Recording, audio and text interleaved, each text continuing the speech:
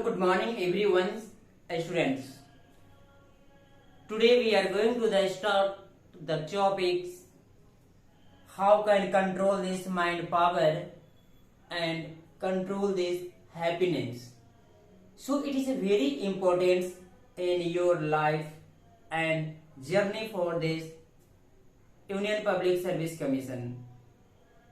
So let's talk about this. How can control this mind power? Other people's always you have to destroy in any types of situations, but you have to decide what to do, what not to do. That situations. So आपको ध्यान देना है कि कोई भी peoples आपको नहीं गुस्सा दिला सकता है और नहीं आपका माइंड का कंट्रोलिंग उसके हाथ में जाएगा। अगर आप अपनी माइंड की कंट्रोलिंग आप अपने हाथ में रखते हैं या आप अपने माइंड में रखो, कोई बात नहीं। कंडीशन ये होता है कि 75% लोगों को अपने ही माइंड का कंट्रोल अपने ही हाथ में नहीं रहता है, वह किसी दूसरे के हाथ में चला जाता है। तो इस बात को ध्यान में रखना है कि जब आपके कंट्रोलिंग दूसरे के हाथ में चला जाएगा तो आपका हैप्पीनेस भी चला जाता है। इससे यह होता है कि आपकी सारा खुशी उसके हाथ में है। कब आपको खुशी दिलाना है, कब आपको गुस्सा दिलाना है, सब दूसरे के हाथ में है। तो आप लोग से एक चीज ध्यान करना है कि सिविल सर्विस की तैयारी करते समय आपको बहुत तरह से समस्या भी आएगा आपके सामने में। तो आपको करना क्या है कि इसमें माइंड को कंट्रोल करके चलना है और आगे आपको हैप्पीनेस भी होनी चाहिए। अगर आपकी हैप्पीनेस सही है तो आपके माइंड पावर भी सही होगा, किसी भी तरह का कोई समस्या आपके पास नहीं आएगा। उसके बाद अगर हम बात करें तो किसी भी तरह का आपके पास में अगर कोई भी टॉपिक एक्सप्लेन करना पड़े तो माइंड आपका कंट्रोलिंग है, उसके बाद आपका हैप्पीनेस भी है, तब आप जाकर के किसी के भी सामने आप बोल पाएंगे। अगर आपकी क्लियरिटी ही किसी भी चीज में सही से नहीं है तो आप उसमें अच्छे से एक्सप्लेन नहीं कर पाएंगे। अगर आप सिविल सर्विस में क्वालिफाई होना चाहते हैं तो आपको इस चीज पर ध्यान देने की जरूरत है, तभी आप जाकर के सफल हो पाएंगे। अगर इस चीज पर आप ध्यान नहीं देते हैं तो आपको ही समस्या होगा। अगर मैं बात कर लो, आप एज फॉर एग्जाम्पल आप अगर क्लास में गए हैं, कोई ऐसा टॉपिक दिया गया है जिस पर आपको बोलना है, उसके बारे में आप नहीं जानते हैं, तो नहीं जानते हैं तो किसी स्टूडेंट ने कुछ बोला आपको कि आप इतने दिन से सिविल सर्विस की तैयारी कर रहे हैं और अभी तक के आप इस टॉपिक के बारे में जानकारी नहीं है आपको, तो आपको उस समय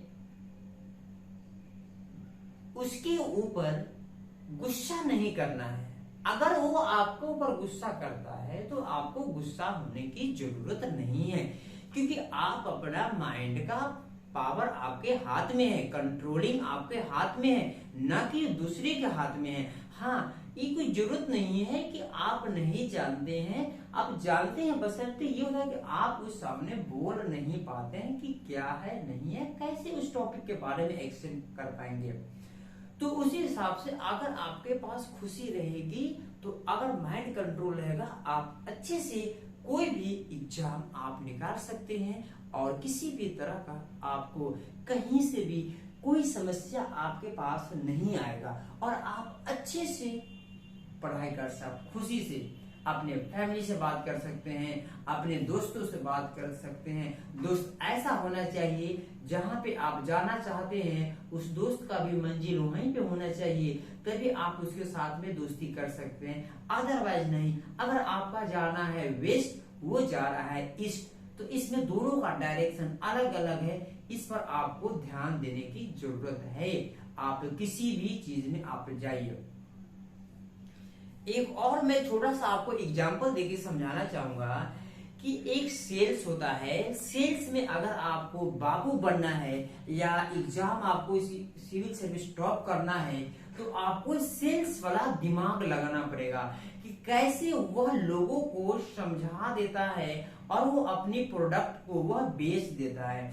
तो आपको इसमें करना क्या है, कोई भी टॉपिक है आपके सामने में किसी भी तरह का, आप उसको समझिए आखिर वो क्वेश्चन क्या आपसे पूछ रहा है, तब आप जाकर के उसके अनुसार आप आंसर को कन्वर्ट कर दीजिए, तभी आप जाकर के एग्जाम क्वालिफाई कर पाएंगे। और इस समय आपको खुशीनेस, आपको हैप्पीनेस होना चाहिए। खुशी किसी भी तरह का हो, आपको पास तकलीफ नहीं हो, जो आपको परिस्थिति है या जिस चीज आपको मिला है उस चीज को आप एक्सेप्ट करें, उसके बाद आपको खुशी ऑटोमेटिक आ जाएगा और आप अपने एग्जाम को क्वालिफाई कर पाएंगे और उसमें कोई भी आपको हरा नहीं सकता है। चलिए दूसरी पॉइंट में अगर मैं बात कर लूं तो इसमें बताया इसलिए जाता है कि आपको हैप्पीनेस, खुशी सब नहीं दिला सकता है। खुशी आप खुद अपने आप को खुशी कर सकते हैं, खुश, तभी आप जाकर के खुशी रह पाएंगे। आप अगर सोचेंगे कि नहीं दूसरे के सामने में अगर मैं टॉपिक कोई एक्सप्लेन करूं, कोई भी क्वेश्चन बनाते हैं और बनाने के बाद आपको वो बोले कि नहीं ये क्वेश्चन आपका सही नहीं है, तो आपके पास बहुत उदास आ जाता है। तो ऐसा उदास से आपको नहीं, आप अपने आप बोले कि नहीं क्वेश्चन मेरा सही है, आप उसको देखने के बाद आप एक बार जरूर फिर से उसको एनालिसिस कीजिए। एनालिसिस करने से ये पता चलता है कि नहीं मुझे में कमी कहाँ रह गया है, क्या है, उसके बाद आपको कमी पता चले तो आप दूसरे स्टेप में आप उसको सुधार सकते हैं। Thank you.